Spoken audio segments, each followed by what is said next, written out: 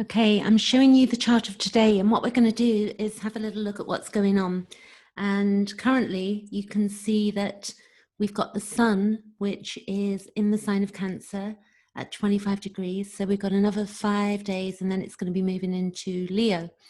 And we've also got Mercury that's in Cancer, and we've got the North Node, which is in Gemini, and we've got the moon currently in Gemini, but that's going to be moving out overnight, so to speak. It's going to be in Cancer tomorrow.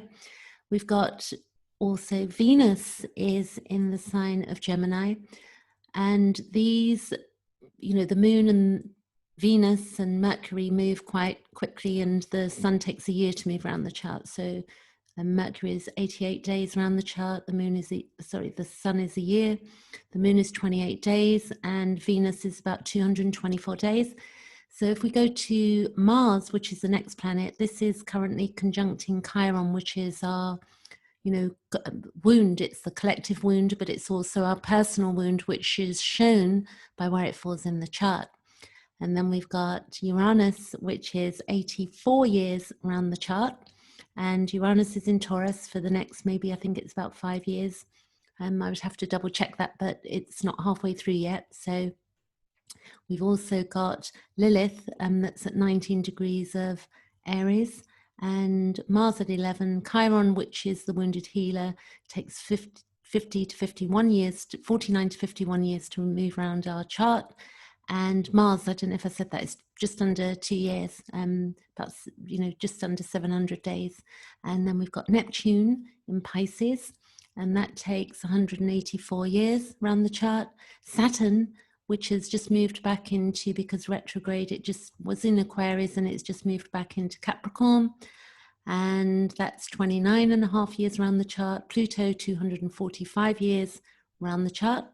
And Jupiter, and that's also in Capricorn, and that's a 12-year transit around the chart. So then the South Node is in Sagittarius, North Node in Gemini. So if we have a look, I'm just going to read some of these, what's going on that's very clear in this chart. We've got, when we've got red lines like you see here, if you don't know astrology, if you do, then you'll know what they are. This is a 90-degree angle, these red lines, and they create tension. And the opposition is also tension, and that's 180 degrees. That's like, within a orb, meaning a few degrees off, or, when it's together or away from, it basically totals to be a opposition. The 60-degree angle is a sextile. So and then that's an easy energy. And then the trine, which we've got Neptune trine to the sun at the moment, that's an easy energy as well. So this is helpful to us at the moment, this trine with Neptune, the sun trining Neptune. And then we've got a few more sextiles here going on. So if I look with you, if we look at the sun here opposing Jupiter, and the sun is opposing Pluto as well. And the sun is also trining Neptune, which we just said, trine to Neptune, sun, Neptune. And then the sun is also opposing Pluto. So these energies up here are quite difficult for us. And this is going on for the next week ahead or so, maybe another 7, 8 days. The moon moves quite quickly, so I won't move into that right now. The moon, literally moves 2.5 days through a sign.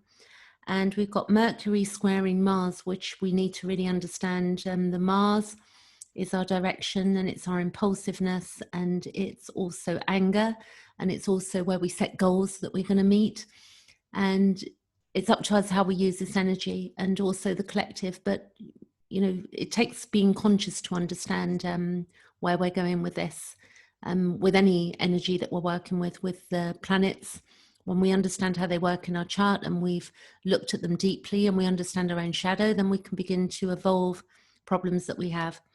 We've also got here going on at the moment, we've got Mercury is also sextile to Uranus. So this is about breaking free of limitation and breaking free of limitations. And, we're trying to figure out with this sextile to Mercury, the mind and our thinking. And we've also got the node, which is conjunct the moon at the moment, but that's going to, again, goes quickly. And we've got Lilith squaring the sun. So Lilith, 19 degrees, and the sun over here, that's a square. And Lilith is to do with the wild in us, you know, where we want to stand up, where we can get rageful or we feel injustices, and the feminine. And, you know, it's important at this time that we, you know, look after our, you know, inner frustrations so that we're not projecting them out into the world. But clearly that's going to happen because it's the nature of humans that, you know, the unconsciousness in us will have us acting out. But the more conscious we get, then we begin to use anger in a very, you know, in a better way. We manage it better when we get mindful and understand what we're feeling and what we're thinking as well. And Lilith is also squaring Jupiter and Pluto at the moment.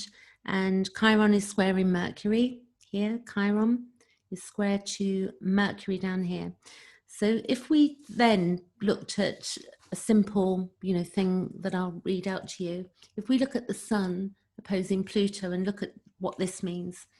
When the Sun opposes Pluto, this transit it's basically about crisis, and it's about self-esteem, and it's either to do with our relationships or events.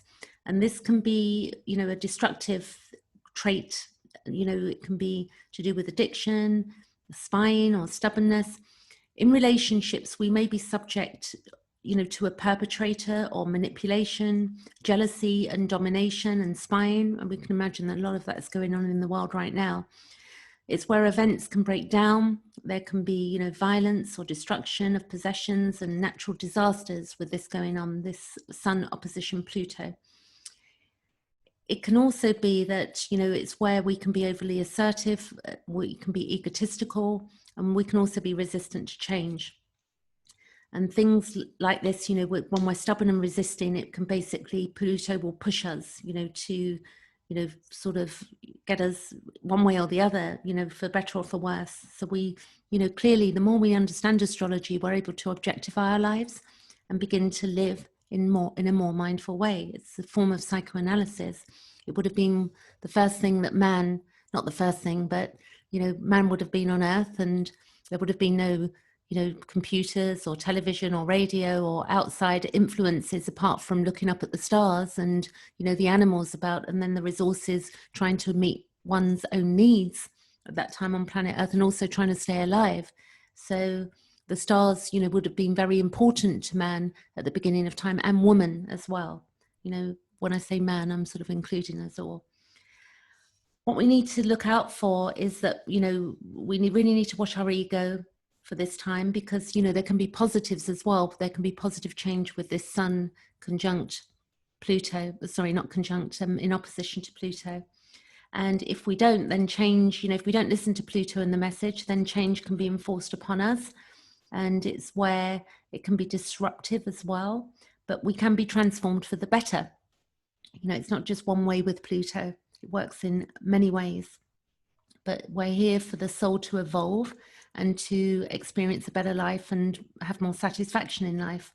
And really, this is what we all want to be achieving, or most of humankind definitely wants to be achieving something better for themselves. So when we look also at Pluto, we're looking at, you know, it's to do with where we're transforming, and it's where we birth, death, it's regeneration, it's metamorphosis, it's where we transmutation. And we've got, you know, it's creation, it's the power dynamics, and where we want to deconstruct what's no longer working, which is really important. And Pluto hides what's, you know, it's the hidden stuff that we can't really see. So if we then just, you know, really look at this and see that Saturn is also included in this that conjunction, you know, this is about karma, and it's also about our bones and our teeth. It's the ruler of Capricorn, and, you know, these three planets are up there in Capricorn at the moment, with Jupiter as well, which is to do with truth, and it's to do with the bigger picture, and it's to do with overseas travels and things that are going on overseas. And then the Saturn is definitely where we have our restriction, and we're given the wisdom through the restriction in order to know our next step. So we're on track really as humanity. You know, this is not an easy time, but for our own evolution, we've needed massive change, and massive change can really turn things upside down for some time. And in this case, this is, we're talking, this year and next year and the years ahead, because as Pluto, moves into Aquarius in 2023, 2024, we're going to have, a different way of being in the world. And we're all having to rethink who we are and what we are, individually and collectively. I hope that's useful. I do read charts, so if you want to book a session with me, then see my link below. I'm doing a special offer till the end of July, so you can check that out. And if you've got any comments on this, or you want to know more about astrology, drop me a line and I can guide you. I also teach by looking at your own chart, and we record the session, and then I send that to you as part of my deal when I work with people after I've been booked, so to speak. So there you go. That's it. I'm going to leave it there for now, and I'll be back over the weekend or Monday with some more. Catch you later.